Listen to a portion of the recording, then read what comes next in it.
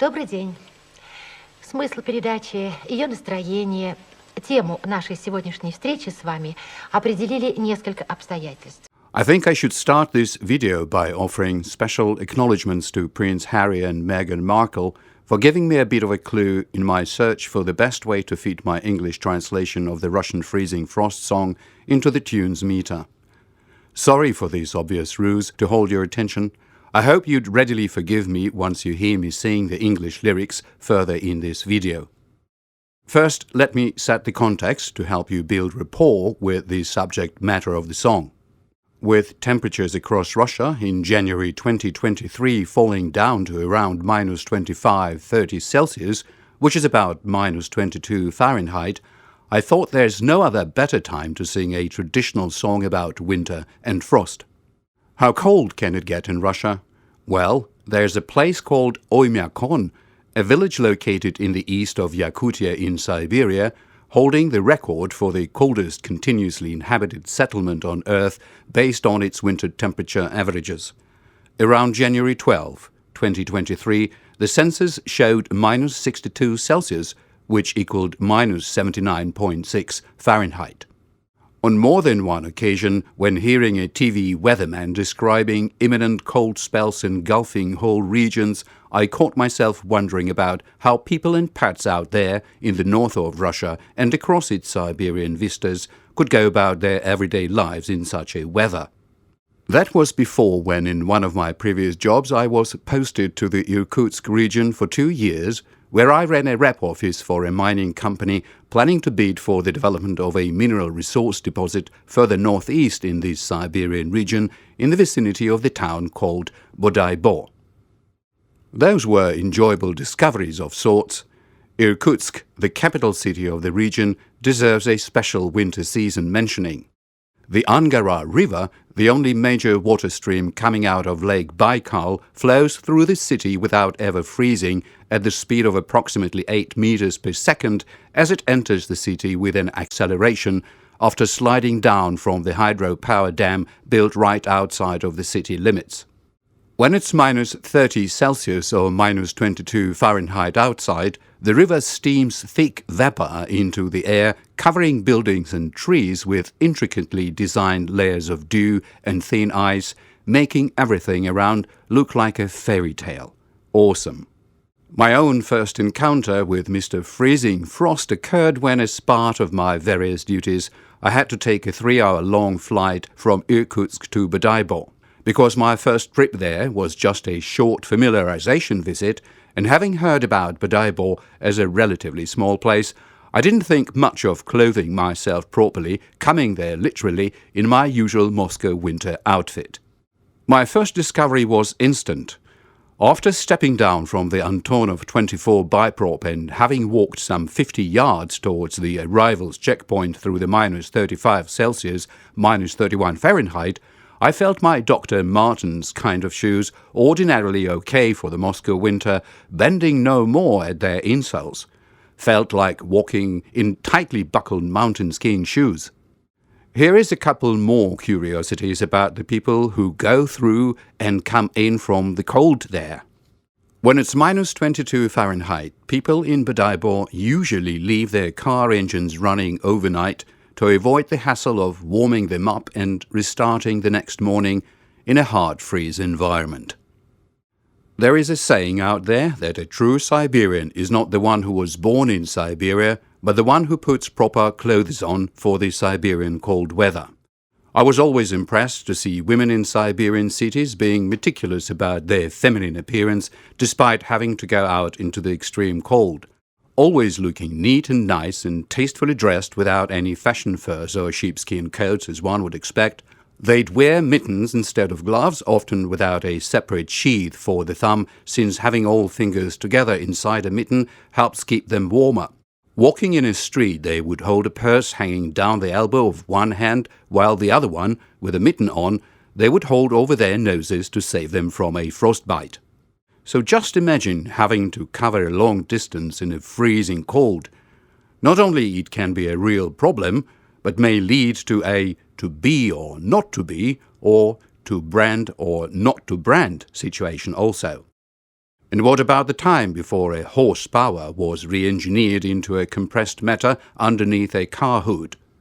That was why human beings in the pre-auto-mobility ages cared for their steeds and horses as much as they cared for themselves and their loved ones.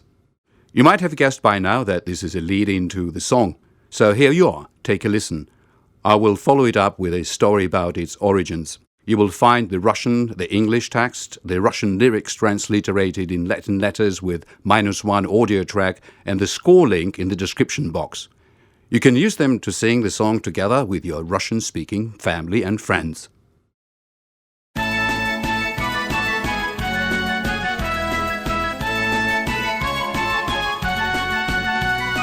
Freezing, freezing frost, spare me, freeze me not.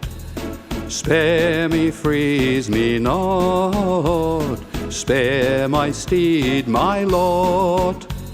Spare me, freeze me not. Spare my steed, my lot. Do not freeze my steed with its mane snow white. Wife is jealous when I stay long out of sight. Wife is jealous when I stay long out of sight. My beloved wife is pretty as can be, feeling sad and lonesome, waits at home for me. Feeling sad and lonesome, waits at home for me. I will come home when the sun starts to recede. Give my wife a hug, water to my steed. Give my wife a hug, water to my steed. Freezing, freezing frost, spare me, freeze me not. Spare me, freeze me not. Spare my steed, my lot. Spare me, freeze me not. Spare my steed, my lot.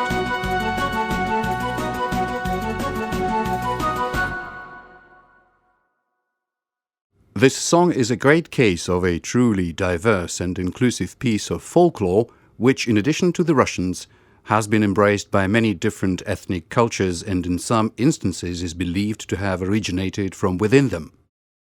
This shouldn't be a surprise, since songs like this one become products of decades, if not centuries-long seasoning. Definitely so as regards Freezing Frost, considering its soul-moving quality, its simple narrative, and a very much genuine human kind of emotions one can easily identify with.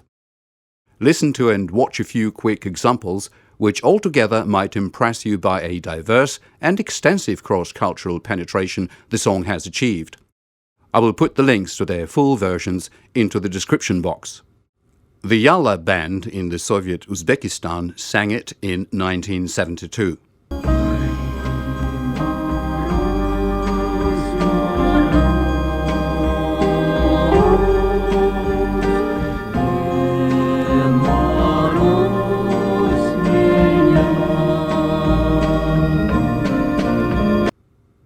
The Altai Kai band from the Siberian Altai Republic performs the song in their traditional throat singing style.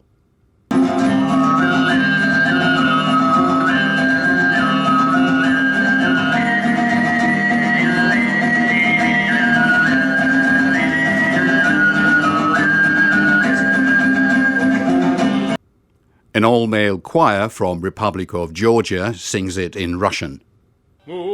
Меня жена, ой, ревнивая.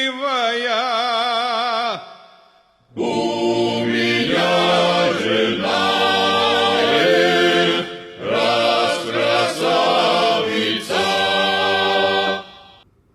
Taras Zhitinsky, a Ukrainian, sings it in his native language, purporting it to be a 19th century Ukrainian folk song expropriated by Russians.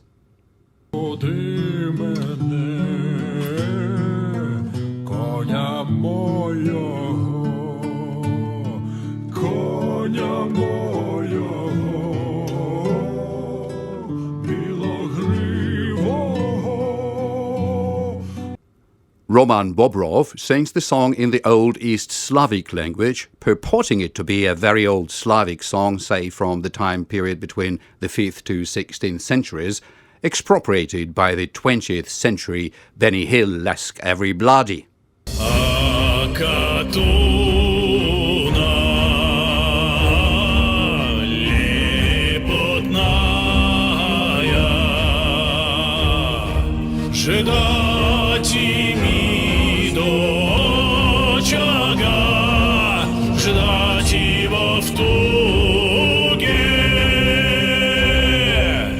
The biggest cross-cultural curiosity, in my opinion, was the way the Russian picnic group made Rutger Hauer, who co-starred with Harrison Ford in Ridley Scott's 1982 science fiction thriller Blade Runner, also star as a freezing frost rider in the Picnic's cover video using 1996 Omega Doom film directed by Albert Pune for its visuals.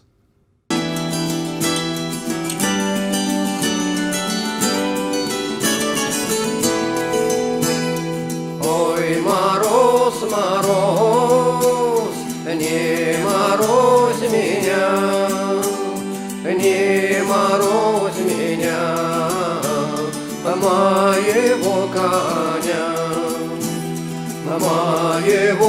коня, белогривого, у меня жена, ох, ревнивая. Not least curious is the way the Turetsky choir, established by Michael Turetsky in 1989 at the Moscow Choral Synagogue, in its 2004 performance, mixed Freezing Frost song with Bei mir bist du schön, a popular Yiddish song which became a worldwide hit after it was recorded by the Andrews Sisters in 1937.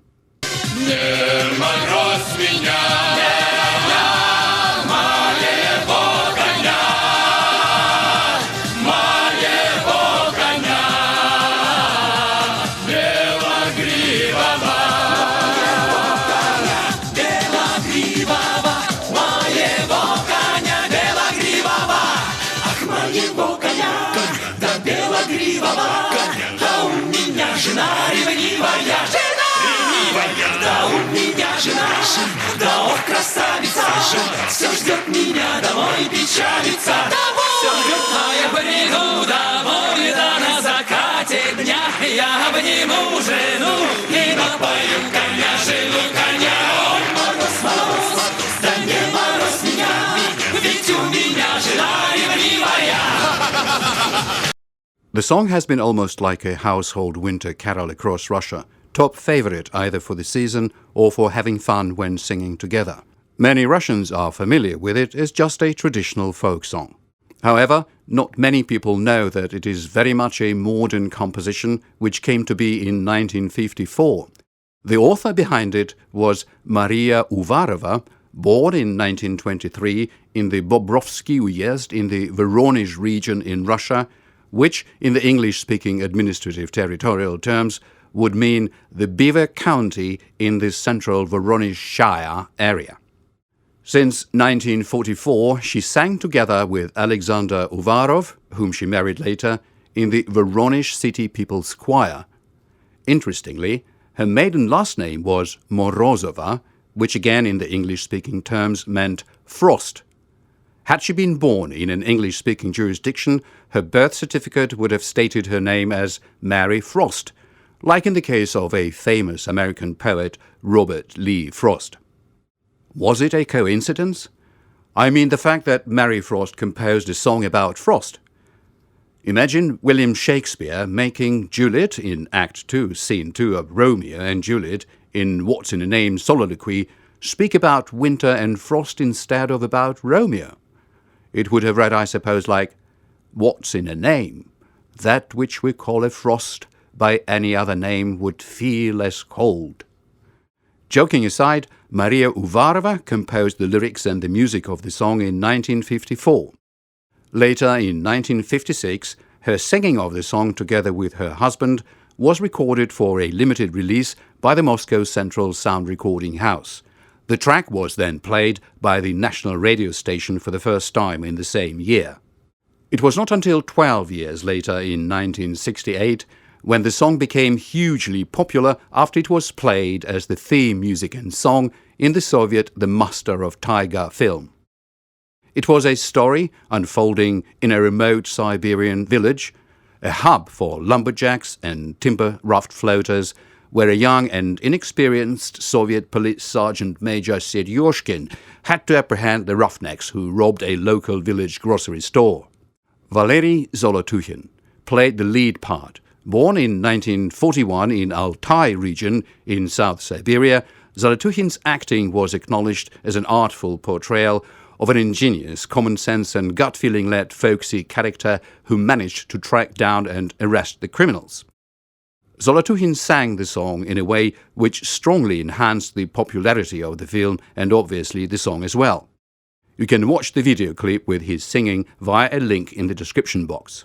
But sadly enough for Maria Uvarova, she didn't register her rights to the authorship of the song in 1954.